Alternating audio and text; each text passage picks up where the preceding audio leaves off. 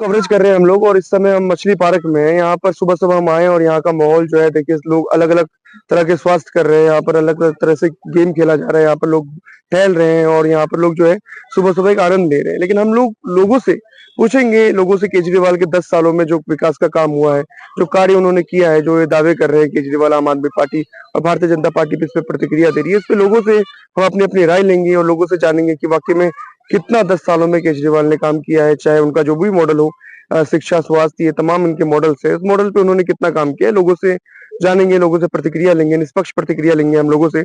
आपका नाम क्या हुआ? जी, मेरा नाम धनंजय शर्मा है, मैं हुँ। यहीं मेहरौली में रहता कब हूँ। से रह रहे हैं आप यहाँ मुझे यहाँ पे 20 साल से मेहरौली में रहता बहुत लंबा समय होता है। 20 साल में आपने शीला दीक्षित की राजनीति देखी होगी। 20 साल में शायद आपने सुषमा स्वराज का भी देख लिया होगा और 20 साल में अब आपने आम आदमी पार्टी का भी देखा है।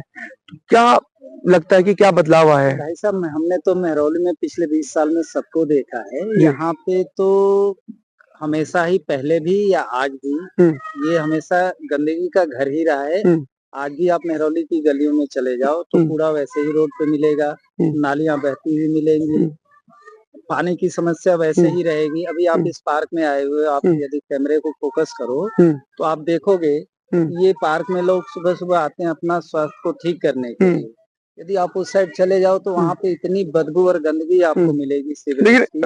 जैसे ये घास वगैरह आप देख रहे हुँ, हो, तो क्या हम कह सकते हैं इन चीज़ों को? ये चीज़ तो चाहे सरकार कोई भी हो, हुँ, कोई भी मॉनिटरिंग जो भी गवर्न करते हो हुँ। इस चीज़ को, तो इस चीज़ को तो ये खुद ही दिखता है। ये लेकिन कहने की सरकार चीज़ें नहीं है। सरकार हो या भारतीय जनता पार्टी हो, कोई विपक्ष भी हो, पार्टी हो लेक मैं कोई ये भी पार्टी हो, चाहे वो भारतीय जी। जनता पार्टी हो, चाहे वो आप हो, चाहे वो कांग्रेस हो, हुँ, सरकार का काम होता है हुँ, कि जन सुविधाओं का ध्यान रखे हुँ, और कोई भी सरकार हो कोई भी सरकार अच्छी तरीके से जो भी जन सुविधा के कार्यक्रम हो, वो अच्छे तरीके से इम्प्लीमेंट नहीं करती है, हुँ, भले ही वो फंडिंग करती है, हुँ, तो उसका मीनिंग क्या है? वो हुँ, फंड करे भी और वो प्रैक्टिकल ग्राउंड पे दिखे नहीं, तो हुँ, उस चीज़ से क्या लेना-देना? हुँ, जैसा कि अभी आप पार्क में ही हो, इस पार्क के लिए बहुत सारी फंडिंग आती होगी। हुँ, लेकिन आप देख ही रहे हो जैसे हुँ, ये घास है, हुँ। ऐसे ही घास लगी रही है, कहीं लेकिन बदबू आ रही है, अगर कहीं अगर मैं ट्यूबवेल बह थोड़ा-सा रहा है। थोड़ा इस आपको दूर पार्क का ले क्या जाऊँ, हाँ जी। पार्क से दूर हट करके अगर हम बात करें, हुँ, बात करते हैं जो बिजली है, जो पानी है, जो स्वास्थ्य है, हुँ, जो शिक्षा है, हुँ, ये एक मॉडल रहा है दिल्ली के अंदर, हुँ। ये एक चुनावी मुद्दा भी रहा है। क्या बेटर काम हुआ है 10 सालों हमारे में? में मैं मेहरौली में रहता हूँ, हमारे मेहरौली में इस तरह की कोई भी चीज़ नहीं है। मतलब शिक्षा भी नहीं है, स्वास्थ्य भी नहीं नहीं है, कुछ शिक्षा नहीं है। शिक्षा को लेकर के देखो मैं पढ़ने तो जाता नहीं हूँ, उसपे मैं कमेंट नहीं दे सकता हूँ। हुँ, रही बात यदि सड़क को लेकर के या हुँ, पानी को लेकर के, हुँ। तो उसमें कोई इम्प्लीमेंटेशन नहीं। पानी में कुछ लेकिन मोहल्ला क्लिनिक बनाया सरकार ने दावा करती है। मोहल्ला क्लिनिक बनाया होगा सरकार ने मतलब मैं तो कभी गया नहीं इस फ्री चीज़ से बिजली अभी मिल रही तक। है आपको? फ्री बिजली तो 200 यूनिट आती है, 200 यूनिट से हमारा कहाँ गुज़ारा होने वाला हुँ। है? नहीं। लेकिन कुछ ऐसे वर्ग हैं जिनका गुज़ारा हो जाता है। हाँ, वो एक अच्छी सुविधा हो सकती है। हुँ, जो भी उसका जो 200 यूनिट के अंदर जो हुँ, बेचारे चल रहे हैं, उसको हुँ, हम अच्छा कह सकते हैं। हुँ। चलो इकोनॉमिकली थोड़ा-सा तो उसका हेल्प हो ही रहा होगा। कि यही मुद्दा होगा दिल्ली में जो आने वाला है क्योंकि मॉडल भी लोग यही कह रहे हैं कि और बीजेपी भी इसी के ऊपर ज़्यादा प्रतिक्रिया दे रही है।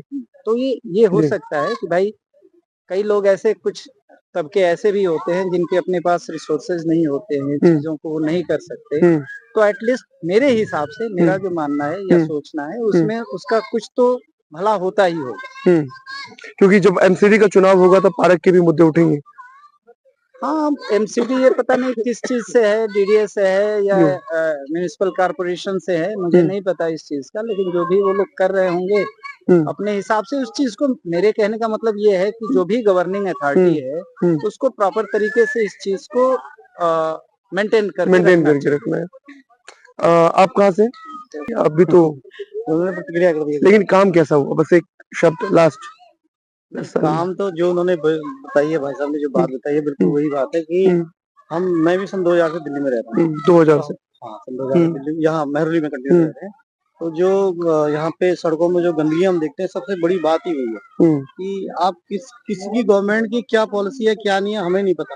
हुँ, पता नहीं कौन क्या पॉलिसी बनाता है क्या नहीं बनाता लेकिन हम ये देखते हैं कि जब हम सुबह-सुबह जाते हैं हुँ, तो कहीं पे नाली में पानी ऐसे बह रहा है और उसमें ऐसा नहीं कि पब्लिक की भी रिस्पॉन्सिबिलिटी है। पब्लिक को भी सड़क में हम हमेशा कहते हैं कि भाई कोई अवेयरनेस एक होनी चाहिए, अवेयरनेस अवेयरनेस होनी चाहिए। तो ये जो जितना काम करे ना भाई, कोई वादे करना, ये करना, ये सब चीजें चलते रहती हैं। लेकिन पब्लिक में अवेयरनेस लाना और पब्लिक रिस्पॉन्सिबल कैसे बने कि ये काम गलत है, ये मुझे नहीं करना है। मतलब सड़क में कूड़ा नहीं फेंकना, ये करना, ये सब चीजें पब्लिक की भी हैं। तो वो चीजें होनी चाहिए। उस तरह की अवेयरनेस लाना बहुत जरूरी है। काम क्या करता है, कोई क्या नहीं करता है, ये सब चीजें। लेकिन जो मॉडल्स उनके हैं उस पे काम अच्छा हुआ है नहीं नहीं, दिल्ली मॉडल्स में? पे जो काम देखिए जो होता है स्कूल का वो इंफ्रास्ट्रक्चर या डीटीसी बस में फ्री या बिजली फ्री, पानी भी 20,000 लीटर फ्री, मोहल्ला क्लिनिक्स, तो इस पे काम हुआ है या नहीं?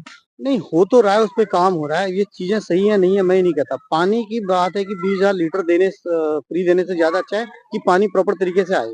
अब मैं गढ़वाल कॉलोनी में रहता हूँ, वहाँ पे यहाँ पे देखते हैं तो पानी की हमेशा समस्या होती है थोड़ी बहुत। वो किसी की गवर्नमेंट के टाइम है, मैं नहीं कह रहा इसी गवर्नमेंट के आने से हुई है। बिजली 200 यूनिट तक फ्री दे रहे हैं। जैसे उन्होंने कहा भाई जो गरीब तबका है उसको मिलता है फायदा, तो ठीक है।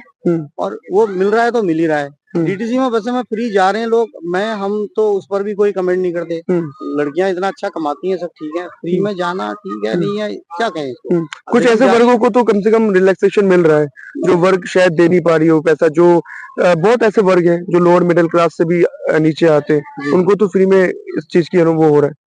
नहीं वो बात ठीक है सर, वो सही है। चलो किसी को मिलना चाहिए, उसका कोई स्टैंडर्ड भी नहीं हो सकता। हालांकि अगर वो गवर्नमेंट ने डिसाइड किया तो उसमें ये लेडीज गरीब है, ये अमीर है, ऐसा तो देखा नहीं जाएगा उसमें। अगर आएंगे उस दायरे में सब आएंगे, वो तो दे रहे हैं, फ्री दे ही रहे हैं, ठीक है।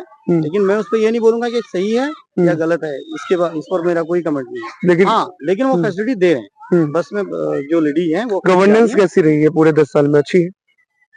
देखिए गवर्नमेंट हम किसके बारे में बोले? गवर्नेंस की बात कर रहा हूं। नहीं, सब चीजें पहले भी देखी हुई, सब चीजें ठीक है। कोई ऐसा नहीं है, हम नहीं कह रहे।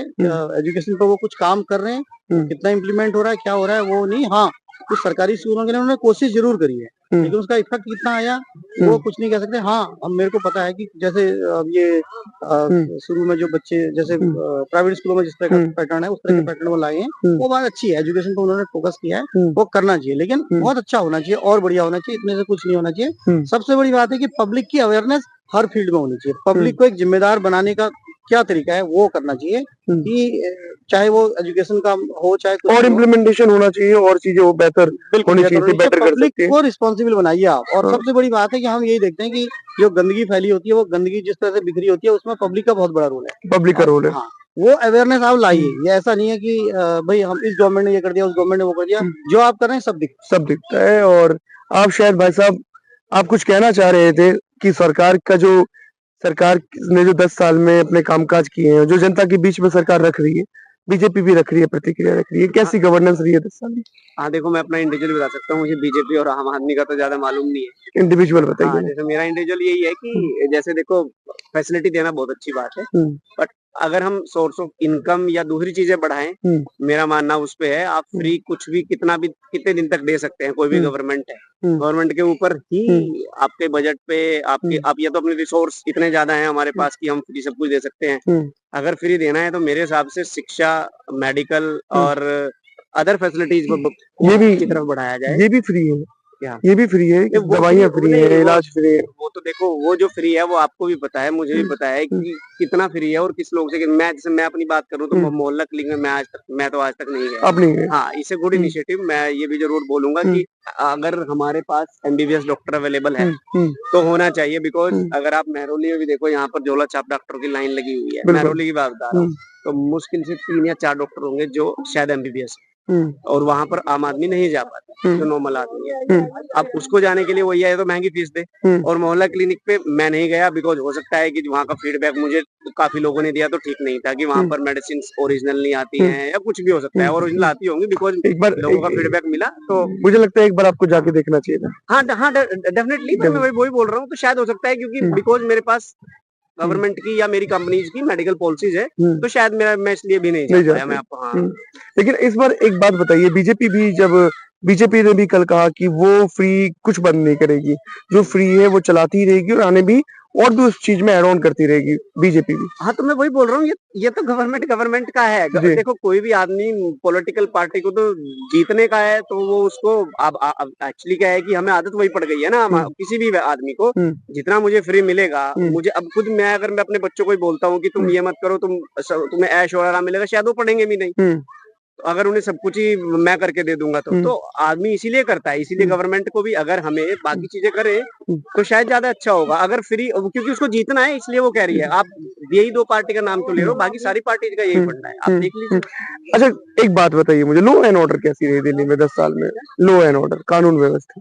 लो एंड ऑर्डर, देखो मुझे तो ऐसा लग रहा है कि जैसी कांग्रेस के टाइम में थी ऐसी ही अभी भी चल रही है। कुछ ज्यादा इम्प्रूवमेंट भी नहीं हुआ है और इतना बेकार भी नहीं हुआ है। एज ए कैपिटल है, मेरा मानना ये है कि यहाँ पर किसी की भी गवर्नमेंट आए तो एज ए इंटरनेशनल प्रेशर या फिर हमारा पैन इंडिया का प्रेशर भी है। जैसे हत्याएं, महिला का रेप, डकैती, ये सब चीजें जो ज्यादा, इसमें एनसीआरबी का जो डाटा है वो कहता है कि दिल्ली सबसे क्रिमिनल सिटी है। हाँ है तो, लेकिन आप देखो हुआ तो है। मैं ये नहीं बोलूंगा कि इसमें, मैं वही बोल रहा हूँ कि मुझे कुछ ऐसा नहीं लगा जो मुझे 15 साल पहले लगता था। मुझे अभी भी वही लग रहा है कि यहाँ पर ऐसा तो नहीं है कि अभी भी बहुत सेफ हो गया है या अभी भी बहुत ही डेंजरस हो गया है। अब मैं, अगर आप देखो मेट्रो में और पब्लिक प्लेस में, तो पीपल आर वॉकिंग फ्रीली, तो मुझे कभी ऐसा नहीं लगा कि कुछ ऐसा बैड हुआ है। जहाँ पे आप खड़े हैं इस एरिया में, क्योंकि मैं भी इसी विधानसभा में रहता हूँ, यहाँ पर भी रात में आने वाला माहौल नहीं होता, क्या सच बात है?